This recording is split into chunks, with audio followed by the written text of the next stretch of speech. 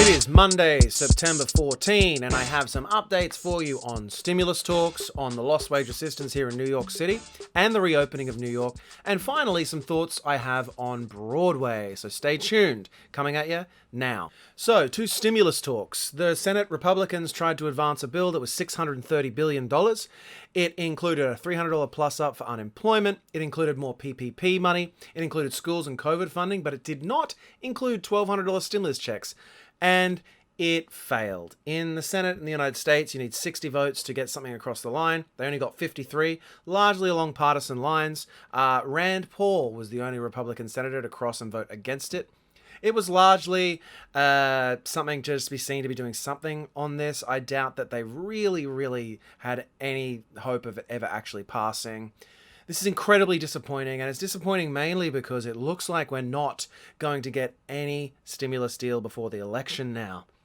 The only time that I think we might have some way of getting something through is the end of this month, September the 30th. They need to pass a government funding bill. Now, the Democrats and the Republicans have said that they're not going to shut down the government, which is good, but they might be able to add some riders. If I had to be a betting man, I'm going to guess that Donald Trump wants those $1,200 checks out there, so he's going to try and pull some executive order stuff to get it out. But look, we've been failed by elected leaders, and it's incredibly disappointing. This virus is not going away. It's not going. In fact, it's getting worse. And the economy is running out of sugar from the original CARES Act, so we need help now.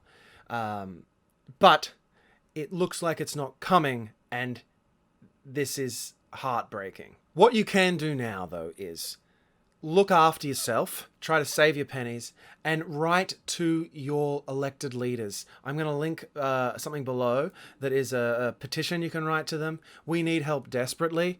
They've let us down, and we need to make it known that this needs to happen. Now, both sides are to blame for this. It's easy to blame one side or the other, but the fact that they haven't been able to come to a deal is directly because of the election. To some good news. New York is getting paid out the LWA, that's that $300 executive order unemployment plus up. We're getting the first 3 weeks, so up to August the 16th, back paid to us. It should be coming tomorrow or the next day. This is fantastic. I know a lot of people have been very stressed about paying rent this month, so to get this money is great. Now, it looks like we may get another week or two. They've only committed to 3 weeks now because of that FEMA fund that they're pulling this money from. There's a couple of conditions where it will cut out, that being that the money gets below $25 billion and a couple of other points. But it looks like we'll get another week or two, which is good. This is a good development for New York. We all have been waiting for it, so I'm glad the DOL got on top of it and getting us that money coming tomorrow or the next day. And New York opening. Governor Cuomo has finally relented and is allowing 25% occupancy inside of restaurants and bars. This is fantastic news. I've been beating this drum for a while.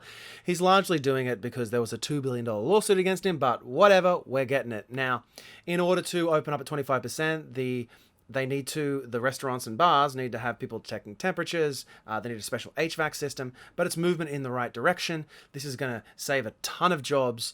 There's a lot of demand out there, at least in Brooklyn. The bars are packed on the weekends. And I've been saying this for a while. We need to test this out before it gets too cold. Before we get into where it has to happen, we need to try it out. Look, we've been under 1% infection for the last month. So if we open these up and the infection rate ticks up, at least we'll have tried it before it gets too cold and we need to do it.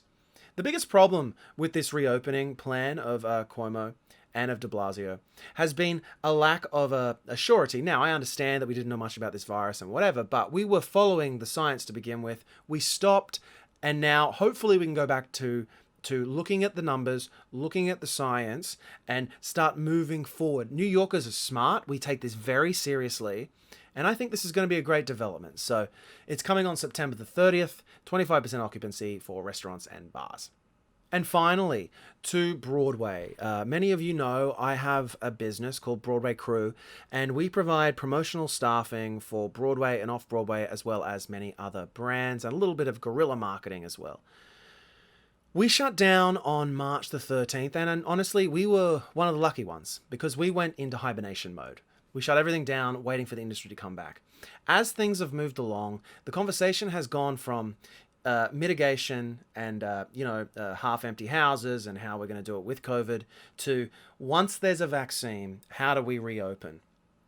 Fauci was interviewed by Jennifer Garner, of all people, and he thinks that it's not going to be until a year after there's a vaccine that we'll be able to go back into theaters as normal. But he didn't say that we wouldn't be open before that with masks on, right? Which is common sense. This is how I think that the Broadway reopening will probably go down. We're going to have a bit of a staged reopening. I'm hoping we have a vaccine by the end of this year, so potentially we'll start to have some of the bigger shows start to open around the spring, around March, and then a staged reopening because the audiences are finite. We're not going to have a lot of travelers. It's going to be a lot from the tri-state area, a lot of locals, so we're going to have a little bit a slower ramp up. Probably not back to any kind of normality, quote unquote, normal season until 2022, which is okay. I'm a little bit worried at the way Cuomo and de Blasio handled this whole restaurant and bar situation, how they're going to handle it with the people being inside in Broadway theaters. But what can you do? We just have to wait and see. And to that end, I'm going to start interviewing some other Broadway theater professionals to get their ideas on what they've been doing during this time and how they see Broadway 2.0 coming back. So if you are a Broadway professional, please reach out. Let me know you want to be interviewed and what you want to contribute, and I'll get to you if I can. And if you are just an enthusiast, please ask any questions. You can leave them in a comment below or, DM me however you want. So that's my update for today. Thank you for watching. Please like and subscribe, and I'll see you in the next one. Bye.